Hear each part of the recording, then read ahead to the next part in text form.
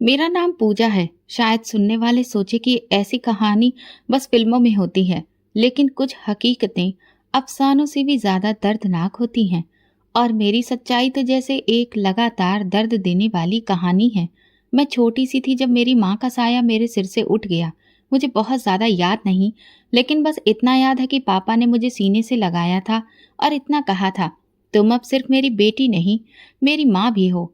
उनकी बात मेरे दिल पर छप गई। मैं अपने पापा की आंखों का तारा थी। मेरी हार जीत, हर एक ख्वाहिश एक बार में ही पूरी हो जाती। पापा के हाथों में कुछ अजीब सा जादू था जो मेरे सारे दर्द को एक झटके में मिटा देता था। भाई मुझसे 2 साल बड़ा था। बचपन में हम लोग खूब लड़ते थे, कभी पेंसिल को लेकर तो कभी साइकिल की बारी को लेकर। लेकिन पापा हम दोनों को एक बार फिर से जोड़ देते थे। पापा कहते थे, तुम दोनों तो मेरी आंख का तारा हो, एक को तकलीफ हो तो दूसरी को भी दुख होता है। और हम दोनों हंस देते थे।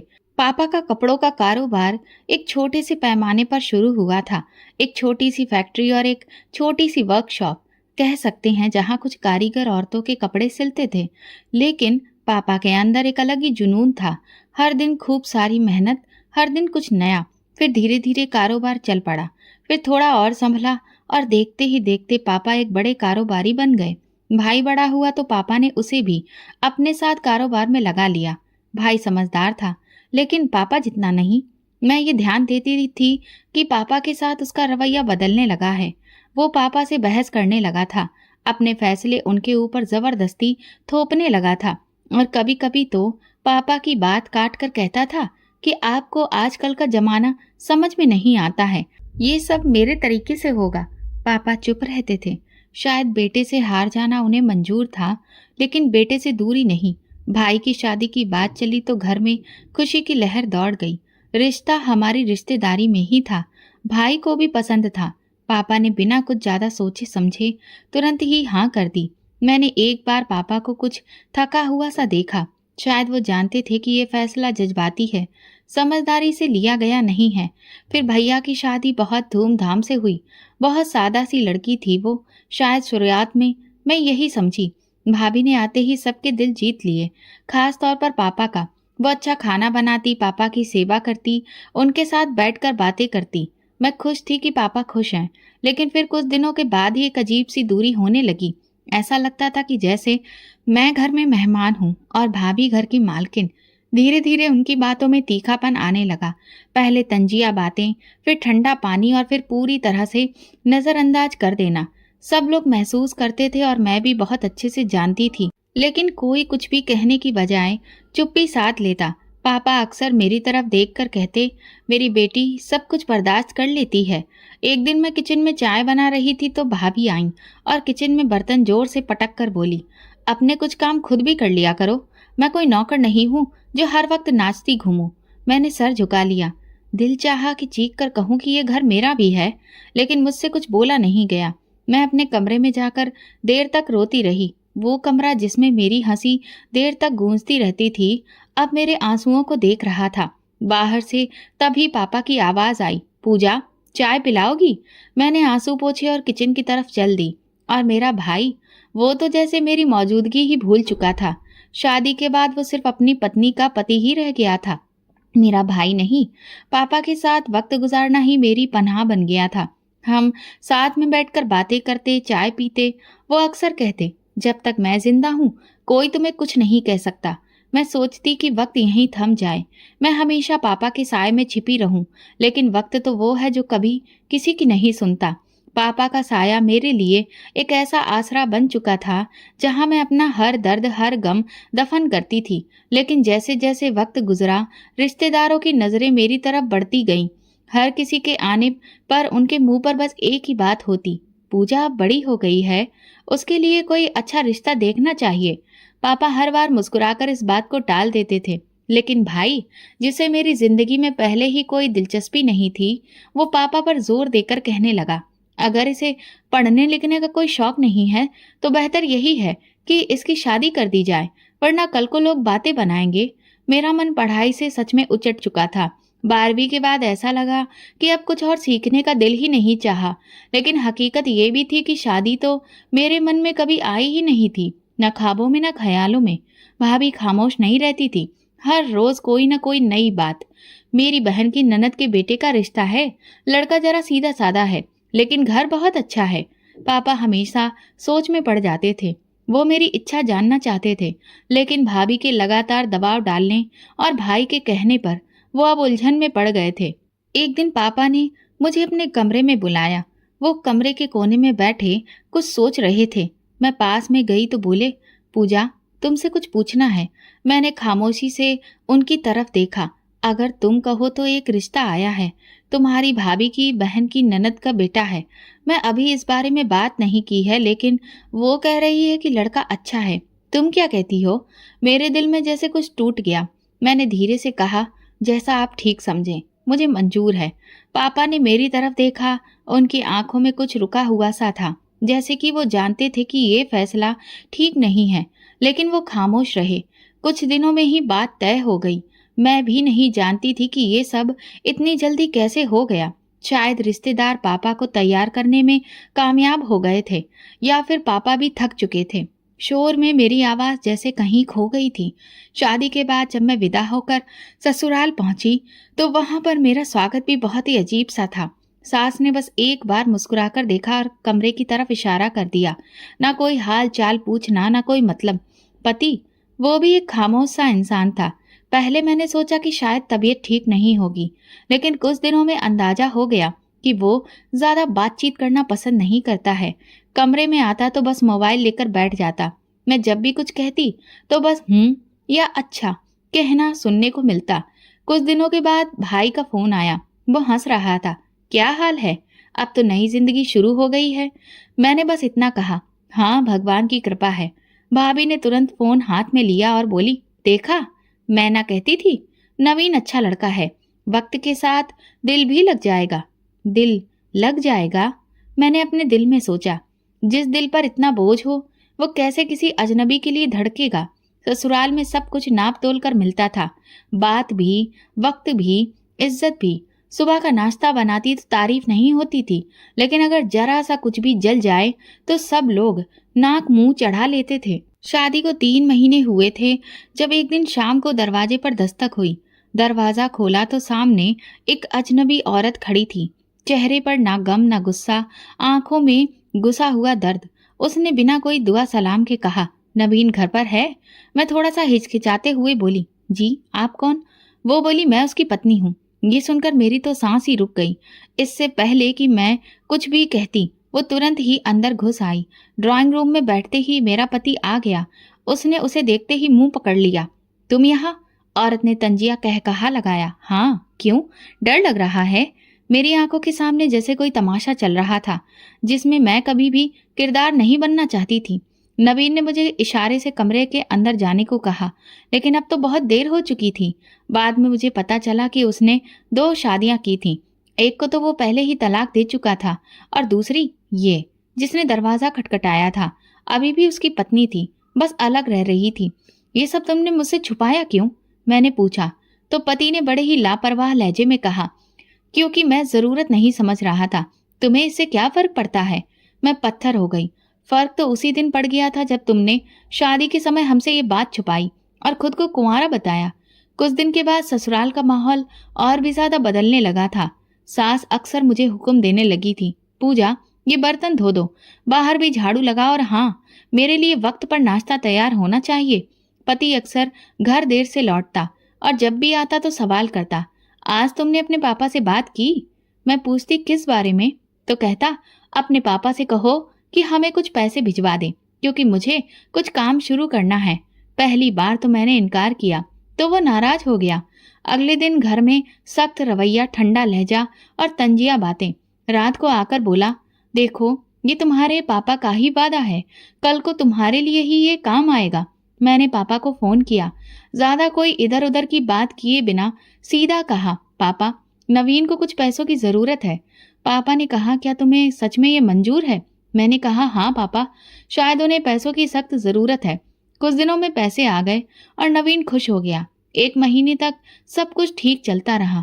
फिर एक दिन सास शाम को बोली, पूजा, सुनो, तुम्हारे पापा को बोलो कि वो नवीन को एक मोटरसाइकिल लेकर दें, उसको आने जाने में परेशानी होती है। मैंने तुरंत जवाब दिया, माँ जी, अभी पापा ने कुछ दिन पहले ही तो पैसे भेजे थे। वो कहने लगी, तो कोई एहसान नहीं किया, बाप है, वो तुम्हारी बेटी के ससुराल में ध्यान देना उसकी जिम्मेदारी बनती है। नवीन रात को कहने लगा, तुम्हें दिक्कत क्या है? तुम अपने पापा से बात क्यों नहीं करती हो? तुम्हारी वजह से सारा काम रुका पड़ा है। मैंने हिम्मत करके कहा, पहले भी पापा ने बिना किसी सवाल जवाब के दिया था, लेकिन तुम्हारी मांगे तो रुकने का नाम ही नहीं ले रही हैं। नवीन ने गुस्से से मेज पर हाथ मारा, तो अब तुम मेरे खिलाफ खड़ी हो रही हो? मैंने तुम्हें इज्जत दी, घर दिया, और तुम अब मुझ पर सवाल उठा रही हो? इज्जत जो कभी मुझे मिली ही नहीं। वो अपनी आवाज ऊंची करके मुझे खामोश करवा रहा था। मैं कुछ बोली नहीं, पापा को भी कुछ नहीं बताया, बस इतना कहा, अभी कुछ मत भेजिएगा।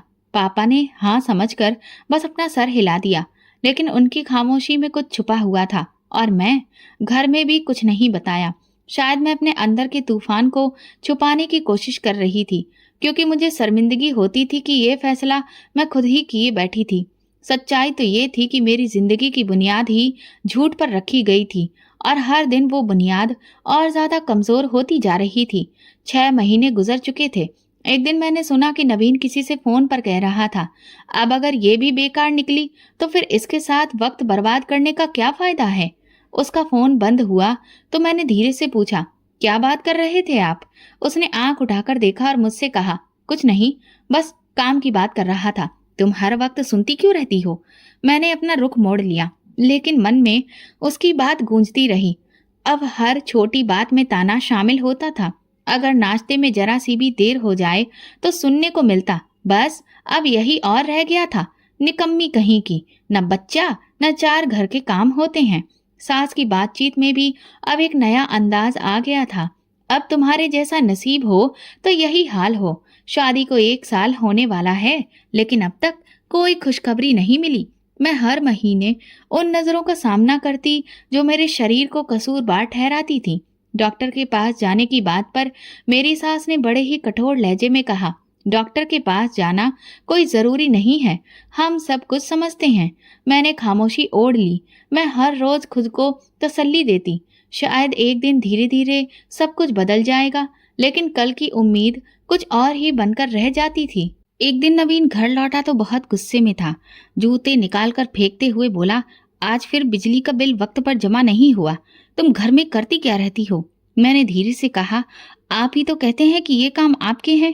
वो लपक कर मेरी बाह को जोर से खींचते हुए बोला, जुबान चलाने लगी हो? मेरी कलाई पर निशान पड़ गया, लेकिन मैंने कुछ भी नहीं कहा। रात को कमरे में सन्नाटा छाया रहा।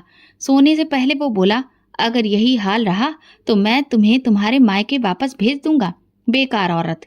एक दिन मोहल्ले की एक मौसी आई हुई थी। चाय पेश की तो सास ने उनके सामने ही कहा, हमारी बहू तो बस पत्थर की मूरत है, ना हंसती है ना बोलती है, शायद कुछ कमी है जिसकी वजह से खामोश रहती है। मैंने महसूस किया कि मेरी खामोशी भी अब एक ताना बन चुकी थी। अगर बोलूं तो बदतमीज और चुप रहूं तो पत्थर की मूरत। मेरी माँ कह रही थी कि तुम्हें किसी डॉक्टर से चेकअप करवाया जाए। वो चाहती थी कि अगर कुछ ठीक ना निकले तो मैं फिर से शादी कर लूं। मेरे दिल पर जैसे किसी ने छुरी रख दी हो, लेकिन आवाज नहीं निकली। सिर्फ इतना पूछा, और आप? उसने मोबाइल पर नजरें जमाए हुए कहा, अगर ऐसा ही रहा तो शायद मुझे शादी करनी ही पड़ेगी। मैंने आसमान की तरफ देखा, जैसे वहां कोई जवाब छुपा हो। सोने से पहले सास कमरे में आई और बोली, तुम्हारे पापा से कहा था कि सब कुछ देकर बेटी भेज रहे हो, लेकिन यहाँ तो सब कुछ खाली है। मैंने अपना रुख दूसरी तरफ कर लिया। वो बोली, याद रखना, अगर घर में बच्चा नहीं हुआ तो अपने घर वापस जाओगी। कभी कभी सोचती थी कि काश बीमार हो जाती, तब शायद कोई हमदर्दी करता, लेकिन सेहतमंद होकर भी हर दिन बीमार सी लगती थी। मैंने एक बार पापा को फोन किया। वो बोले, तुम ठीक हो? मैंने कहा हाँ। वो बोले, लेकिन आवाज सुनकर लग रहा है कि ठीक नहीं हो। मैंने जवाब दिया, बस मैं थक गई हूँ पापा। उन्होंने धीरे से कहा, देखो बेटा, अगर सहना बहुत ज्यादा हो गया है तो बताना जरूर। लेकिन मैंने नहीं बताया। कई बार ऐसा हुआ कि रात को जब सब सो जाते, मैं छत पर जाकर आसमान देखती रहती, सोचती क्या वाकई आसमान के नीचे सब ठीक हो जाएगा। आईने में खुद को देखा, आंखें सूजी हुई थी, होठों पर खामोशी थी। नीचे से सास की आवाज आई, नाश्ता बन गया या अभी रोने का शौक बाकी है? मैंने अपने चेहरे पर पानी के छींटे मारे, दुपट्टा ओढ़ा और नीचे उतर गई। दिल भले ही जल रहा था, लेकिन चूल्हा भी जलाना ही था। बर्तनों की आवाज के बीच दिल बार बार यही कह रहा था, अब अपने पापा के पास चली जाओ, बस, अब और नहीं। उस शाम मैंने एक बैग में 2 जोड़ी कपड़े रखे। दिल वहीं रह गया था, लेकिन कदम मजबूत थे। नवीन दरवाजे पर ही मिल गया। बोला, कहाँ जा रही हो? मैंने आंखों में आंखें डालकर कहा, पापा के पास। वो तंजिया हंसी हंसते हुए बोला, जाते वक्त ये भी कह देना कि अब वापस नहीं आओगी। दरवाजा मेरे पीछे बंद हुआ, लेकिन ऐसा लगा जैसे किसी ने कैद खाने का दरवाजा तोड़ा हो। पापा के घर पहुंची तो शाम हो चुकी थी। उन्होंने दरवाजा खोला, मुझे देखकर चौंक गए। पूजा, सब ठीक है? मैंने सिर्फ इतना कहा। अब और कुछ नहीं सुनना, कुछ नहीं सहना, बस आपके पास रहना है। उन्होंने दरवाजा बंद किया, मुझे अंदर ले गए और सोफे पर बैठा दिया। बोले, बेटा, अब सब कुछ बताओ। मैं सब समझ गया हूँ, तुम जहाँ हो सही हो। अगले दिन पापा मुझे अपने एक जानकार वकील के पास ले गए। वहां बैठकर पहली बार जुबान से शब्द निकले। वकील ने सारी बात सुनी, कुछ सवाल किए और कुछ दस्तावेज तैयार करवाए। नवीन को नोटिस भेजा गया। 3 दिन बाद जवाब आया, घमंड से भरा, तलाक मंजूर है। इस पर और कोई बात नहीं करना चाहता। मैंने दस्तखत कर दिए और अदालत के खामोश कमरे में अपनी जिंदगी के सबसे बुरे पन्ने को बंद कर दिया। पापा के साथ रहकर कुछ सुकून तो मिला, लेकिन भैया का व्यवहार अब पूरी तरह से बदल चुका था। एक शाम वो कमरे में आया और बोला, आपने तलाक दिलवा दिया? पापा, अपनी बेटी के लिए माँ बाप बनने के चक्कर में उसे तलाकशुदा बना दिया। पापा ने कहा, मैंने उसे बर्बाद होने से बचाया है। तुम नहीं जानते, तुम्हारी बहन ने कितना कुछ सहा है। भाई मुंह मोड़कर चला गया और अगले दिन मुझसे बात करना भी बंद कर दिया। घर में अब मुझे नजरअंदाज किया जाने लगा। अगर बातों में मेरा नाम आता तो बस तंज के साथ। भाभी अब उल्टी सीधी बातें सुनाती रहती, मैं चुप रही। अगर जवाब देती तो मामला और बढ़ता। वैसे भी अब खामोशी ही मेरे जीवन का हिस्सा बन चुकी थी। भाई ने पापा से भी बात करना बंद कर दिया था। कारोबार के फैसले वो अब खुद करने लगा था। अक्सर कहता, मैं भी कमाता हूँ। हर बार पापा की ही नहीं चलनी चाहिए। पापा ये सब बर्दाश्त करते रहे, लेकिन मैंने कहा, पापा, मैं आपका बोझ नहीं बनना चाहती, मैं कुछ काम करना चाहती हूँ। उन्होंने मुस्कुराकर कहा, तुम्हारा जो जी करे वो करो, बस तुम खुश रहो, यही काफी है। कुछ दिनों के बाद मैंने एक सिलाई सीखने वाले इंस्टीट्यूट में दाखिला ले लिया। पापा मुझे खुद अपने साथ लेकर गए और कहने लगे, अपनी दुनिया खुद बनाओ, दूसरों से कोई उम्मीद मत रखो, अगर रखोगी तो दिल टूटेगा। उस इंस्टीट्यूट में जाना मेरे लिए एक नई दुनिया में कदम रखने जैसा था। वहां और भी लड़कियां थीं, जिनकी अपनी अपनी कहानियां थी, अपने अपने दर्द, लेकिन उन सब में बस एक बात पड़ी थी, वो सब दोबारा जीना चाहती थी। भैया का व्यवहार बिल्कुल ठंडा हो गया था। वो अक्सर घर में ये बात उठाता रहता, अब इसकी दोबारा शादी करवा देनी चाहिए। आखिर कब तक ये हमारे सर पर रहेगी? पापा खामोशी से सुनते, फिर कहते, ये उसकी जिंदगी है, फैसला भी उसका होगा। लेकिन मैं जानती थी कि वो दबाव महसूस करते हैं, और अब वो दबाव घर की दीवारों पर भी महसूस होने लगा था। सिलाई सीखने के 3 महीने बाद मुझे एक छोटे से यूनिट में कुछ वक्त के लिए काम मिल गया। सैलरी मामूली थी, लेकिन मेरे लिए वो सैलरी मेरे हालात के लिए काफी थी। मास्टर साहब ने मेरी तारीफ की। वो मुस्कुराकर कहते, तुम तो हमेशा तारीफ के लायक थी, बस वक्त ने तुम्हें छुपा दिया था। मगर वक्त कुछ ज्यादा देर छुपाए रखना भी कहाँ जानता है। एक शाम वापसी पर मैंने देखा कि घर में सन्नाटा था। भाई की आवाज नीचे कमरे से आ रही थी। भाभी भी साथ में ही थी। मैं भी जब वहां पहुंची तो भाभी की माँ रोती हुई आई, पूजा बेटा, तुम्हारे पापा। और उनकी ये बात अधूरी रह गई। मेरे पैरों तले जमीन खिसक गई। फैक्ट्री में उन्हें दिल का दौरा पड़ा था, सिर्फ 15 मिनट, और मेरा सब कुछ खत्म हो गया था। अंतिम संस्कार के बाद सब कुछ बदल गया। घर के दरवाजे वही थे, मगर अब पिता का साया हट चुका था। वो कुर्सी जहां पापा बैठा करते थे, उनका चश्मा जो मेज पर रखा रहता था, सब वैसा ही था, मगर वो नहीं थे। पहले दिन तो सब आए, अफसोस किया, रस्में हुई, लेकिन दूसरे दिन ही भाई की बातें बदलने लगी। पापा का कारोबार मुझे ही संभालना होगा, आखिर मैं ही तो उनके साथ था। किसी ने भी नहीं कहा कि वो कारोबार पापा ने अपनी मेहनत से बनाया था, तुम सिर्फ उसमें शामिल थे। भाभी ने मुझे किचन से दूर कर दिया। पापा तो अब रहे नहीं, अब घर की बागडोर की दौड़ अलग ही होगी। मैंने अपनी प्लेट और कप एक छोटे कप में रख लिए। अब मैं ऊपर वाले कमरे में रहती थी। अपना नाश्ता खुद बनाती, अपना खाना खुद लेकर खाती। एक दिन भाई बैठक में कुछ कागजों में व्यस्त था। मैं चुपचाप उनके पास से गुजरी तो उसने आवाज दी, पूजा जरा रुकना। मैं रुकी। ये फैक्ट्री की मिल्कियत के कागज हैं, पापा के दस्तखत हैं। तुम भी इसमें बराबर की मालकिन हो। तुम्हें अगर कोई चीज चाहिए तो साफ बात करो, बाद में कोई भी शिकायत नहीं। मैंने कहा, मैं तो यही समझी थी कि पापा ने सब कुछ हम दोनों के लिए बनाया है। वो बोला, हाँ लेकिन चलाने वाला तो मैं था ना। अब मामलात में तुम्हारे इंटरफेयर करने से मुझे उलझन होती है। इसके बाद मुझे किसी मीटिंग में शामिल नहीं किया गया। फैक्ट्री की चाबियां बदल दी गईं। अकाउंट्स जो ज्वाइंट थे वो खत्म कर दिए गए। मेरे पूछने पर सिर्फ इतना कहा जाता, अब सब कुछ मेरे मुताबिक होगा।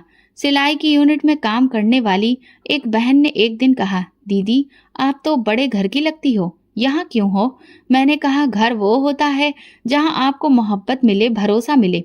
वहाँ बस रहने की जगह है, कोई अधिकार नहीं।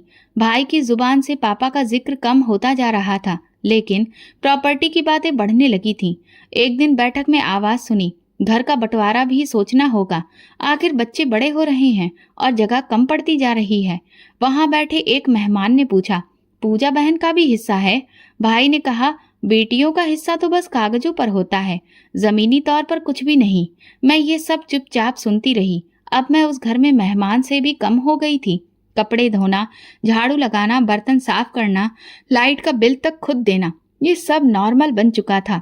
एक दिन भाभी ने आकर कहा, ऊपर वाले कमरे में अब हमारा बेटा पढ़ने लगा है, तुम कहीं और जाकर अपना बंदोबस्त कर लो। मैंने ये सवाल किया, कहाँ जाऊं? वो बोली, बहुत सारे आश्रम खुले हुए हैं औरतों के लिए। तुम तो अब अकेले रहने की आदी हो चुकी हो, अब अपनी जिम्मेदारी खुद उठाने का मतलब समझो। उस रात मैं छत पर देर तक बैठी रही। आसमान में तारे थे मगर कोई भी रोशनी मेरे लिए नहीं थी। सोचा, पापा होते तो ये सब नहीं होता। अगले दिन जब मैं जा रही थी तो भाई सोफे पर बैठा मोबाइल देख रहा था। भाभी बच्चों को खाना खिला रही थी। किसी ने सिर उठाकर नहीं पूछा कि मैं कहाँ जा रही हूँ। मैं गई नहीं, मुझे धकेल दिया गया। वो दरवाजा बंद हुआ पर एक फैसला खुल गया। अब जिंदगी सिर्फ सहने का नाम नहीं थी, अब मुझे खुद अपनी जगह बनानी थी, चाहे अपने दम पर या किसी अजनबी की मेहरबानी से। जिस दिन मैंने उस घर को छोड़ा, वहीं से मेरी जिंदगी का एक और रास्ता खुल चुका था। कुछ दिन मुझे अपने करीबियों के घरों में गुजारने पड़े। हर जगह बस इतना ही वक्त मिला जितना कि सवाल ना उठें। फिर मैंने शहर के पुराने कब्रिस्तान के पास एक खाली जगह ढूंढी जो किसी जमाने में चौकीदार के लिए बनी थी। रात वहीं गुजर जाती और दिन में मैं किसी छोटे मंदिर या किसी कोठी में काम करके कुछ रुपए कमा लेती। बस इतना ही काफी था जीने के लिए। इसी दौरान एक दिन एक जाना पहचाना चेहरा मिला। मौसी, संगीता मौसी। वही संगीता मौसी जो कभी पापा से दवा लेने आई थी। वे बाजार में मिली। मेरी हालत देखकर हैरानी से पूछने लगी, बेटा घर वापस क्यों नहीं गई? मैंने उनकी तरफ देखा और धीरे से कहा, वहां अब मेरे लिए कोई जगह नहीं रही मौसी। उन्होंने मेरे माथे पर हाथ रखा और बोली, काश तुम्हारे पापा होते तो ये दिन तुम्हें कभी देखना नहीं पड़ता। तुम्हें पता है तुम्हारे भाई ने फैक्ट्री बेच दी है। मेरे कदम रुक गए। मैंने सवालिया नजरों से देखा। हाँ, 2 दिन पहले एक पार्टी आई थी, पूरा ऑफिस खाली करवा दिया गया। मैं तो हैरान रह गई। वो जगह जो तुम्हारे पापा के नाम पर थी। मैं खामोश हो गई। कुछ घंटे बाद एक पुराने वर्कर से बात हुई जो अभी भी यूनिट में काम कर रहा था। उसने बताया, हमें नया मालिक कल से संभालेगा, सब कुछ अब बदलने वाला है। फैक्ट्री जिसके लिए पापा रातों को जागते थे अब किसी और की थी। मैं शाम को सीधे पुराने ऑफिस के बाहर पहुंची। साइन बोर्ड भी बदल चुका था। जहां कभी मेरे पापा का नाम लिखा होता था वहां अब किसी दूसरी कंपनी का नाम जगमगा रहा था। एक जान पहचान वाले कर्मचारी ने बताया, तुम्हारे भाई साहब कह रहे थे कि सऊदी अरब में उन्होंने एक बड़ा सेटअप शुरू किया है, उसके लिए सब बेच दिया गया। उस रात मैं कब्रिस्तान के किनारे जा बैठी। वहां वही खामोशी पसरी थी जो मेरे दिल में थी। 2 दिन बाद एक और झटका लगा। भाभी ने अपनी एक सहेली के जरिए मुझे संदेश भेजा, अब तुम अपना बंदोबस्त पक्का कहीं और कर लो, क्योंकि हम घर भी बेच रहे हैं और सऊदी जा रहे हैं। मैंने जवाब भिजवाया, मेरा हिस्सा? जवाब मिला, क्या सबूत है कि तुम्हारा यहाँ कोई हिस्सा है? सारी जायदाद तो तुम्हारे भाई के नाम पर थी। मैंने एक वकील से मशवरा किया, उसे कागजात दिखाए जो मेरे पास सिर्फ फोटोकॉपी की शक्ल में मौजूद थे। वो कुछ देर उन्हें देखता रहा, फिर बोला, ये दस्तखत अजीब लग रहे हैं, बहुत कुछ यहाँ पर छुपा है। मैंने पूछा, ये जाली हो सकते हैं? उसने कहा, मुमकिन है कि दस्तखत किसी और के लिए जारी किए गए हों या अंगूठा जाली तरीके से लगवाया गया हो, मगर तुम्हें असली दस्तावेज हासिल करने होंगे। असली दस्तावेज? वो तो भाई के पास थे और उनके पास जाने का मतलब था खुद को और ज्यादा बेइज्जत करवाना। मैंने एक रास्ता सोचा। संगीता मौसी ने बताया था कि भाई अभी 1 हफ्ते तक भारत में ही रहेगा, फिर बाहर शिफ्ट होगा। मैं उनके फ्लैट के बाहर कुछ घंटे इंतजार करती रही। जब भाई बाहर निकला तो मैं सामने आ गई। मुझे आपसे बात करनी है, सिर्फ 2 मिनट। उसने तेज नजर से देखा। मेरे पास वक्त नहीं है।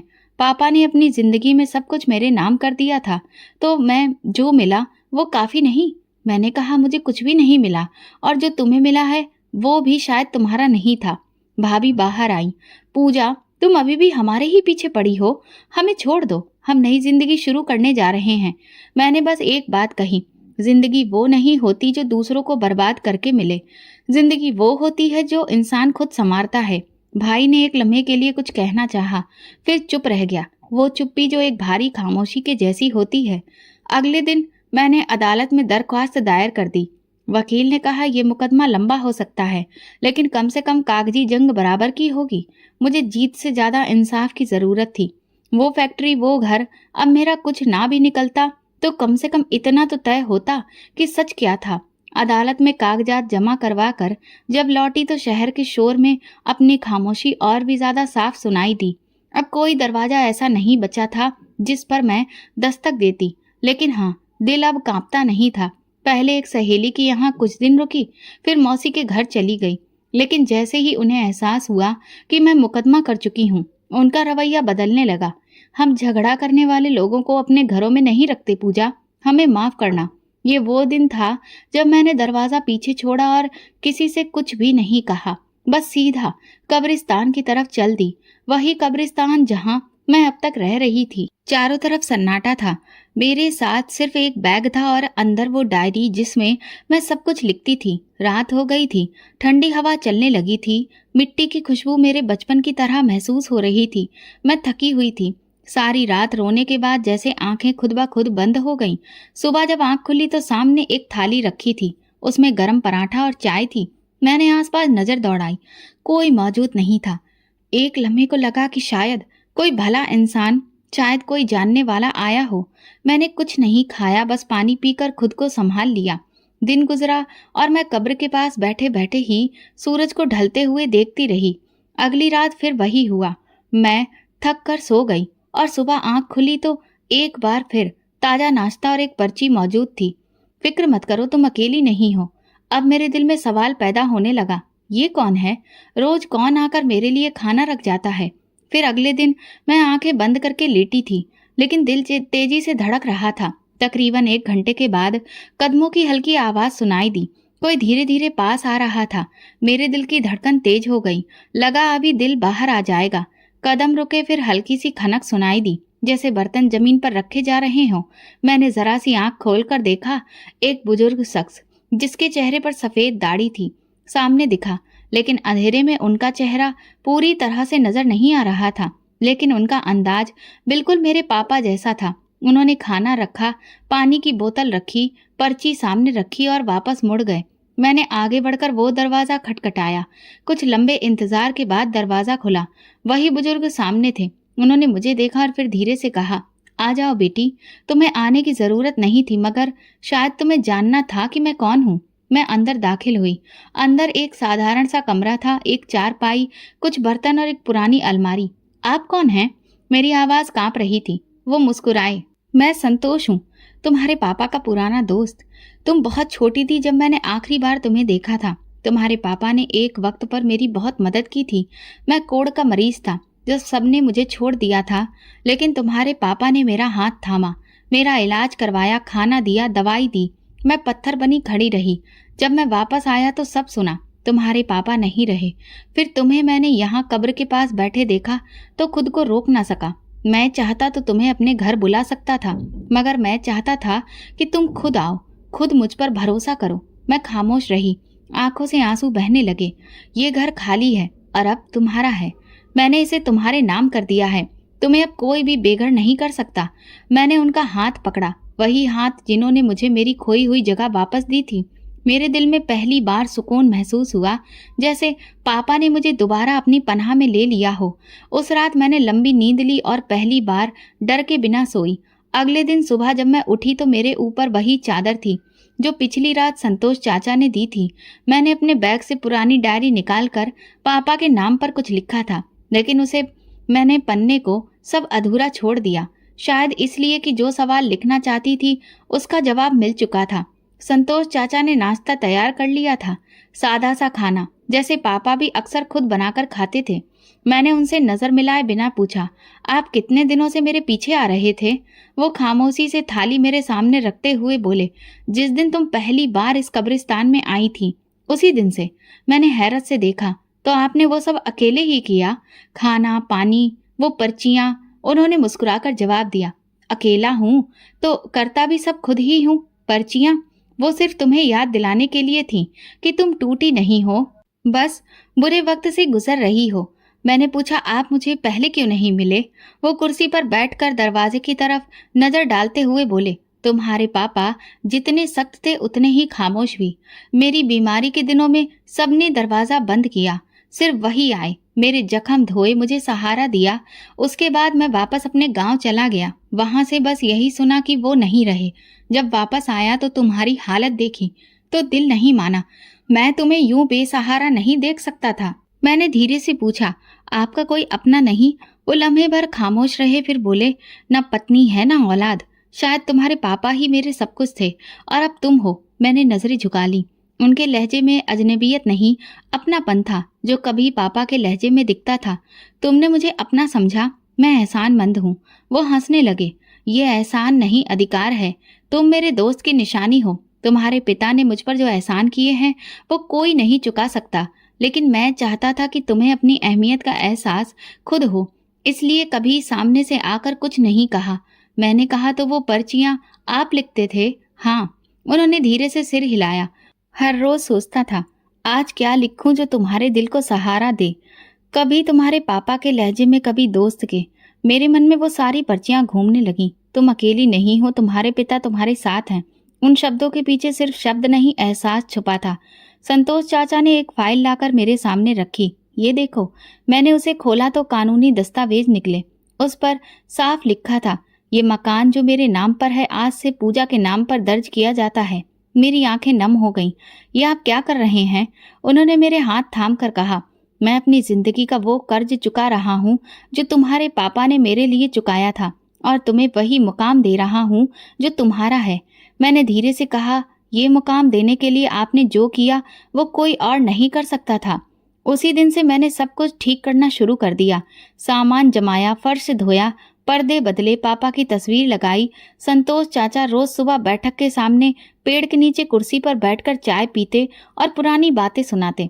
एक दिन मैंने उनसे पूछा, आपने कभी दोबारा जिंदगी शुरू करने का नहीं सोचा? वो हंसकर बोले, हर कोई दोबारा शुरू नहीं कर सकता, कुछ लोग सिर्फ दूसरों को दोबारा शुरू करने की हिम्मत देते हैं। मैंने मुस्कुराकर कहा, इसलिए आप मुझे लगातार खाना देकर हिम्मत दिलाते हैं। उन्होंने एक पर्ची निकाल कर दी। यह आखिरी पर्ची है, इसे संभाल कर रखना। मैंने पर्ची खोली, उस पर लिखा था, अब तुम खुद लिख सकती हो, तुम्हारे शब्द तुम्हारी रोशनी होंगे। शायद यही वो दिन था जब मुझे महसूस हुआ कि मैं टूट कर भी बच गई हूँ। अब मेरे पास न सिर्फ पनाह थी बल्कि पहचान भी थी। जब कागजी कार्रवाई पूरी हुई और सब कुछ मेरे नाम पर हो गया तो ये एहसास आने लगा कि अब मैं किसी और की छत के नीचे नहीं, अपने घर में सांस ले रही हूँ। भले ही वो सिर्फ 2 कमरों का सादा सा मकान था, लेकिन मेरे लिए वो एक पूरी दुनिया थी। पहली बार मैंने अपनी मर्जी से दरवाजे पर नाम की तख्ती लगाई। संतोष चाचा मेरा हमसाया बन चुके थे। हम साथ में नाश्ता करते, साथ बाजार जाते और वो रोज शाम को सिलाई वाली मेज के पास बैठकर पुरानी खबरें सुनाते। उनकी मौजूदगी में वो सन्नाटा खत्म हो चुका था जो बरसों से मेरे जहन को खा रहा था। अगले हफ्ते 3 लड़कियां मेरे पास सिलाई सीखने आईं। उनमें से एक की मां ने पूछा, बेटा आप खुद भी सिखाती हैं? मैंने जवाब दिया, अभी शुरू किया है। ये मेरा नया रास्ता है। कई दिन गुजर गए। एक शाम दरवाजे पर दस्तक हुई। बाहर एक बच्चा खड़ा था, हाथ में मोबाइल था। दीदी, कोई आपसे बात करना चाहता है। मैंने फोन लिया। लाइन पर भाई था। पूजा, मैं चुप हो गई। मैं सऊदी अरब में हूँ। सब कुछ खत्म हो गया है। वो कंपनी जिसके साथ मैंने सौदा किया था वो तो फ्रॉड निकली। फैक्ट्री के पैसे भी ले गई और घर का पैसा भी। अब मैं यहाँ मेहनत मजदूरी कर रहा हूँ। मेरी जुबान पर कुछ नहीं था, लेकिन दिल में हलचल जरूर थी। वो बोलता रहा, तुम्हारी भाभी मुझसे अलग हो चुकी है, बच्चे लेकर वापस चली गई है।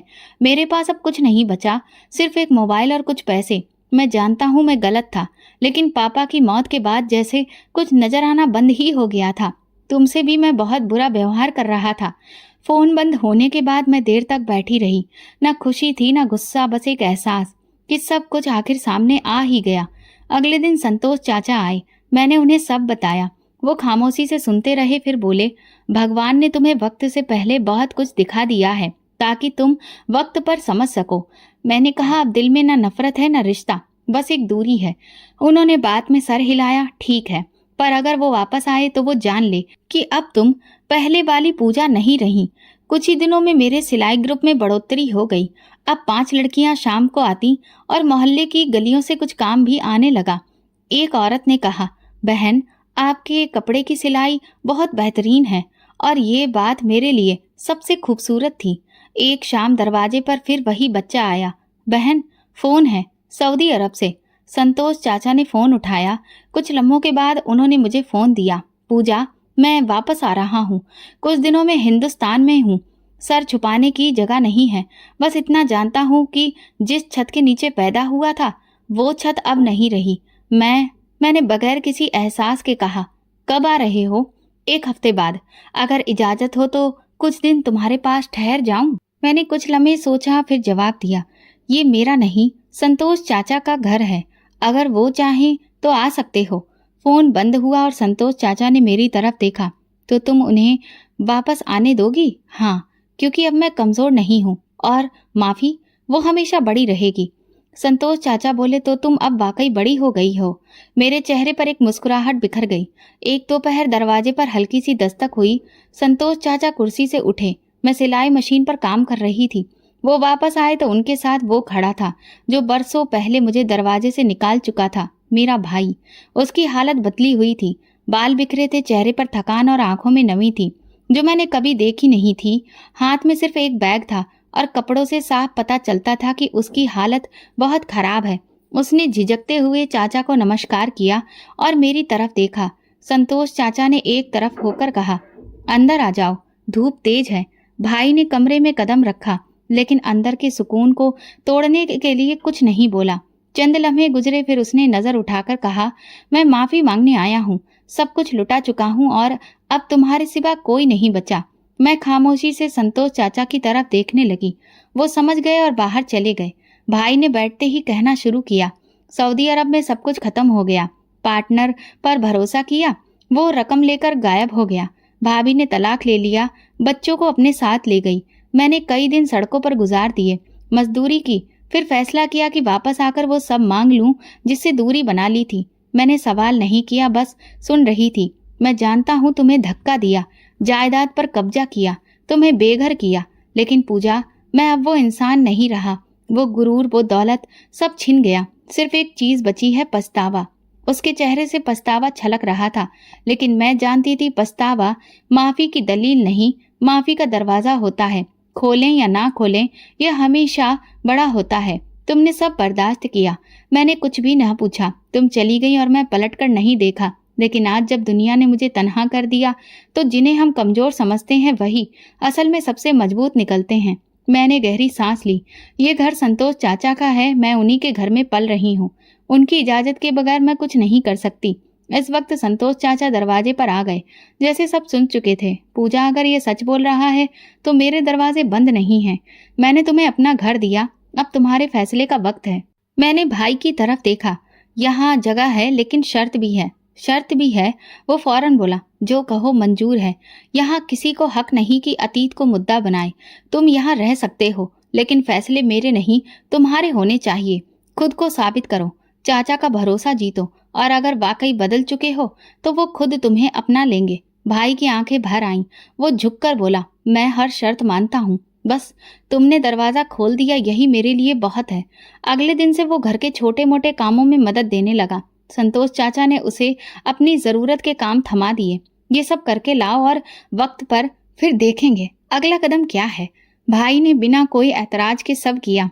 शाम को चाचा ने मुझसे कहा, बदले हुए चेहरे को परखना मुश्किल होता है, लेकिन जो खुद को बदले उसका रास्ता रोका नहीं जा सकता। अब वो रोजाना शाम को मेरे साथ सिलाई यूनिट के बाहर बैठता और आने वाली लड़कियों को दरवाजा खोलता।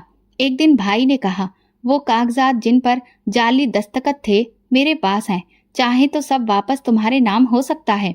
मैंने नरमी से जवाब दिया, अब इन चीजों की जरूरत ही नहीं। जो सुकून इस छोटे से घर ने दिया वो किसी फैक्ट्री में नहीं मिल सकता। उसने कहा, कम से कम तुम्हें वो दस्तावेज देखने चाहिए ताकि तुम जान सको कि सच क्या है। मैंने कहा, मैं जानती हूँ सच क्या था। पापा के साथ जो तुमने किया वो माफ किया, लेकिन भूलना मेरे लिए मुश्किल है। बस इतना जान लो, तुम अब सिर्फ भाई हो, मालिक नहीं। संतोष चाचा ने हमारी बात सुनी और मुस्कुराकर बोले, जो रिश्ता दोबारा जुड़ जाए उसे हर रोज संवारना पड़ता है। तुम दोनों ने वो पहला कदम उठा लिया। उसी दिन शाम को मैंने खिड़की खोली और पहली बार भाई को आंगन में पौधों को पानी देते हुए देखा। वही हाथ जो कभी बेदर्दी से मुझे धक्का दे चुके थे, आज नरमी से मिट्टी को संवार रहे थे। और मैंने जान लिया था, शायद माफी का दरवाजा सिर्फ दूसरों के लिए नहीं, खुद के लिए भी खोलना पड़ता है। सुबह की रोशनी धीरे धीरे आंगन में उतर रही थी। छोटे पौधे जिन्हें मैं कुछ महीने पहले उगा चुकी थी अब निकल चुके थे। भाई पानी दे रहा था और संतोष चाचा चारपाई पर बैठे अखबार के पुराने कॉलम पढ़ रहे थे, जिन्हें वो महीनों से जमा करते थे। मैंने दरवाजे के साथ लगी दीवार पर कील ठोकी। पूजा का घर। ये सिर्फ सिलाई सीखने का दरवाजा नहीं था, ये वो दुनिया थी जहाँ वे लड़कियां आती थी जिन्हें सब बेकार, बेमतलब और बदनसीब समझते थे। कोई तलाकशुदा थी, दूसरी को ससुराल वालों ने निकाल दिया था, तीसरी का पति उसके वजूद को ही मानने से इनकार करता था। लेकिन ये सब यहाँ आकर खुद को महसूस करने लगी थी। एक दिन मैं और भाई छत पर बैठे थे कि तभी संतोष चाचा एक लकड़ी का बॉक्स लेकर हमारे पास आए। कहने लगे, ये तुम्हारे पिता ने सालों से संभाल कर रखा था। हमने जब उसे खोला तो उसमें एक चिट्ठी थी जिसमें लिखा था, तुम दोनों बहन भाई हमेशा एक दूसरे का साथ देना, और मेरी बेटी पूजा, मुझे तुम पर पूरा भरोसा है कि तुम अपनी जिंदगी को कभी भी नीचे नहीं जाने दोगी। ये पढ़कर मेरे और भाई दोनों की आंखों में आंसू आ गए। भाई एक बार फिर से अपने किए पर शर्मिंदा होने लगा। पापा की उस चिट्ठी को पढ़कर मेरे मन में ख्याल आया कि मेरे पापा ने अपनी फैक्ट्री को कितनी मेहनत से खड़ा किया था, लेकिन आज उस फैक्ट्री पर किसी और ने अधिकार कर लिया है। मैंने भाई से इस बारे में बात की तो वो फूट फूट कर रोने लगा कि उसने अपने गलत फैसलों की वजह से सब कुछ बर्बाद कर दिया। मैंने भाई से कहा, पापा को हम दोनों पर भरोसा था, अगर तुम मेरा साथ दो तो हम फिर से एक बार नई शुरुआत कर सकते हैं। भले ही हमारे पास पापा जितना अनुभव नहीं है, लेकिन इतने सालों में हमने उनसे काफी कुछ सीखा है और बस उसी को आगे बढ़ाते हुए हमने घर से ही एक छोटे से कारोबार की शुरुआत की, जैसे पापा ने की थी। धीरे धीरे कुछ साल बीतने लगे। एक तरफ मैं अपने छोटे से बिजनेस में दिन रात मेहनत कर रही थी, दूसरी तरफ सिलाई सेंटर पर भी ध्यान दे रही थी। अब वहां मैंने कुछ और हुनरमंद लड़कियों को सिखाने के लिए रख लिया था।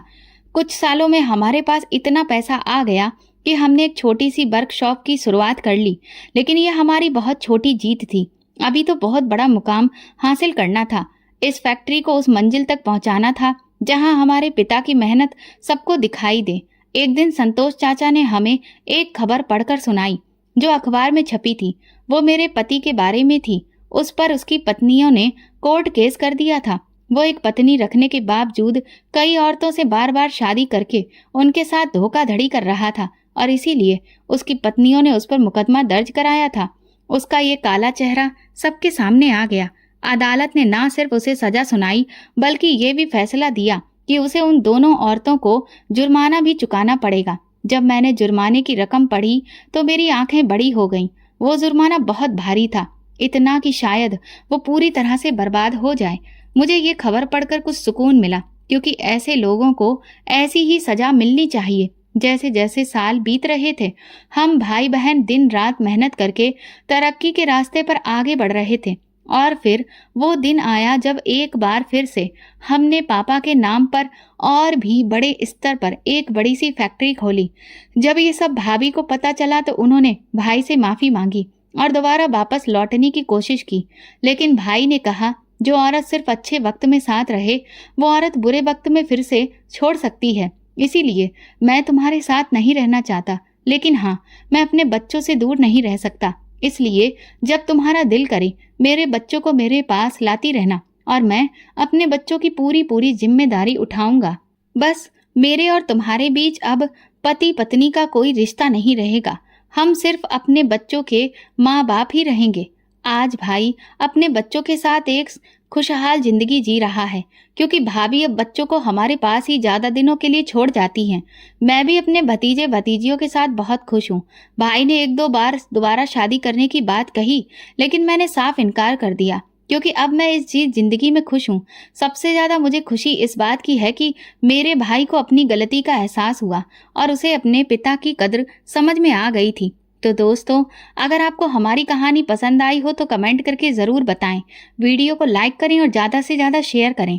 अगर आप चैनल पर नए हैं तो सब्सक्राइब जरूर करें और नोटिफिकेशन बेल दबाएं, ताकि अगली अपडेट सबसे पहले आपको मिले। धन्यवाद।